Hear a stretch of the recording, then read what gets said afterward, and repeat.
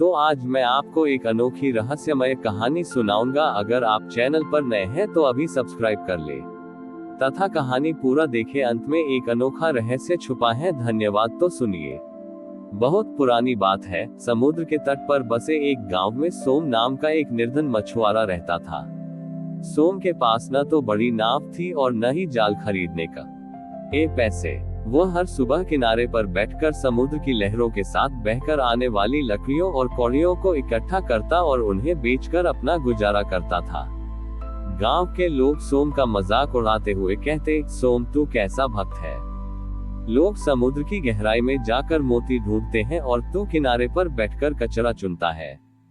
सोम शांत रहकर उत्तर देता, मैं कचरा नहीं चुनता, मैं तो महादेव के चरणों से लौटकर आने वाले उपहार चुनता हूँ। जो लहरों ने छोड़ दिया वह मेरा है। एक बार समुद्र में भीषण ज्वार आया। कई दिनों तक लहरें किनारे तक नहीं आई। सोम भूखा था, लेकिन वह रोज की तरह किनारे पर बैठा रहा। तीसरे दिन एक बहुत बड़ी लहर आए और सोम के पैरों के पास एक मिट्टी का गोला छोड़ गई। वह गोला कीचड़ और काई से ढका हुआ था। सोम ने उसे बड़े प्यार से उठाया और मीठे जल से साफ किया। साफ करने के बाद उसने देखा कि वह कोई साधारण गोला नहीं, बल्कि समुद्र के झाग और नमक से जमा हुआ एक प्राकृतिक शिवलिंग था। वह इतना कोमल था कि छूने पर भी टूट सकता था।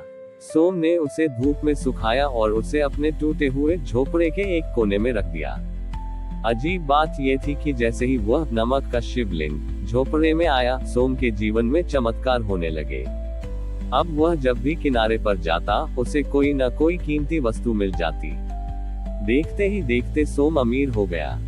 गांव के लालची जमींदार को जब ये पता चला तो वह सोम के पास आया और बोला, सोम, ये शिवलिंग तुम मुझे दे दो।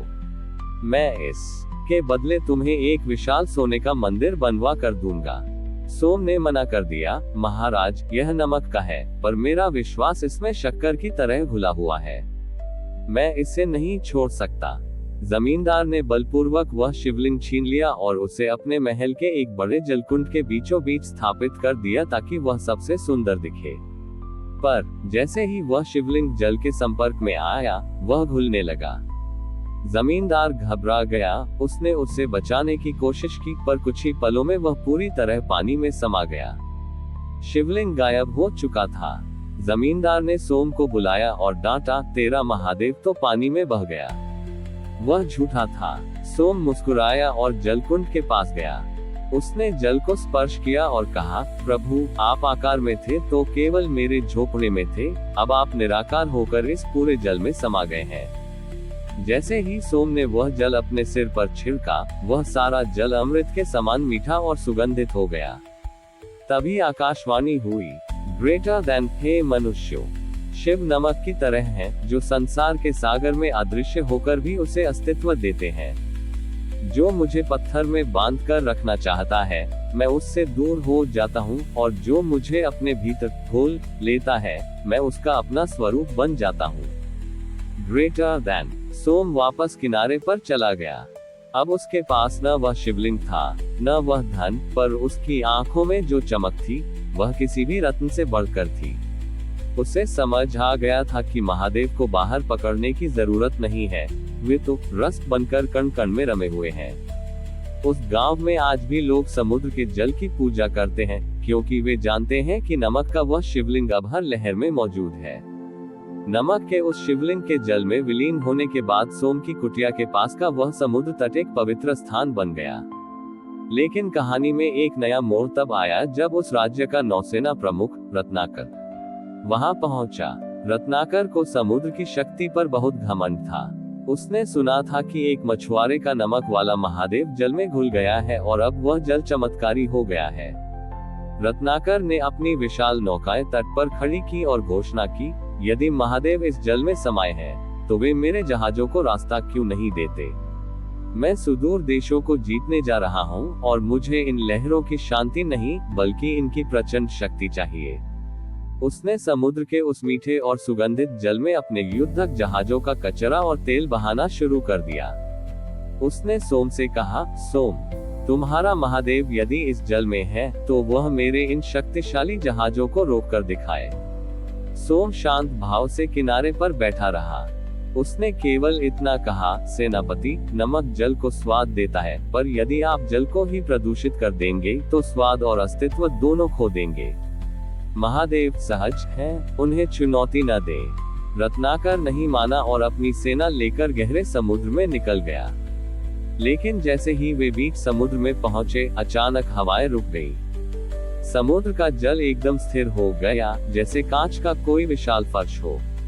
न लहरें उठ रही थी, न ही जहाजों के पाल सेल्स हिल रहे थे। रत्नाकर के शक्तिशाली जहाज समुद्र के बीचों बीच फंस गए। हैरानी की बात यह थी कि जहां जहाज रुके थे, वहां समुद्र का खारा पानी फिर से नमक के ढेलों में बदलने लगा। देखते ही देखते रत्नाकर के जहाज पानी में नहीं, बल्कि नमक के एक विशाल सफेद पहाड़ के ऊपर अटक गए। सैनिक प्यास से व्याकुल होने लगे, क्योंकि चारों ओर केवल नमक ही नमक था। 7 दिन बीत गए।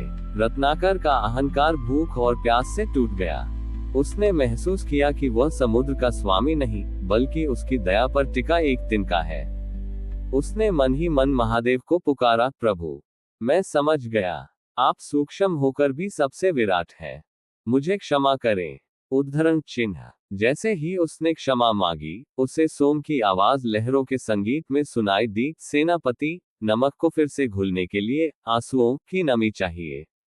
रत्नाकर रो पड़ा। उसके पश्चाताप के आंसू जैसे ही उस नमक की सतह पर गिरे, वह विशाल नमक का पहाड़ फिर से पिघलकर शीतल जल बन गया। हवा चलने लगी और जहाज वापस किनारे की ओर बहने लगे। जब रत्नाकर तट पर पहुंचा, तो उसने देखा कि सोम अभी भी वहीं बैठा था। रत्नाकर ने अपनी स्वर्ण मुद्राएं और जहाज त्याग दिए और सोम के साथ मिलकर तट की सफाई करने लगा। महादेव की एक मंद गूंज सुनाई दी, ग्रेटर देन। जो समुद्र की गहराई को नापना चाहता है, वह डूब जाता है, पर जो उसकी एक लहर में मेरा नमक महसूस कर लेता है, वह पार उतर जाता है। Greater than. आज भी उस तट के बारे में कहा जाता है कि वहां का जल कभी कभी बिल्कुल सफेद और गाढ़ा हो जाता है, जैसे साक्षात महादेव ने वहां भस्म बिखेरी हो। से लोग क्षीर सागर का अंश मानते हैं। हमारी और भी आध्यात्मिक एवं अनोखी कहानियां देखने के लिए हमारे चैनल पर जाएं तथा धार्मिक एवं पौराणिक अनोखी कहानियां हमारे चैनल पर है। कृपया जाके देखें तथा हमारे चैनल को सब्सक्राइब करके रखें और वीडियो लाइक जरूर करें। धन्यवाद।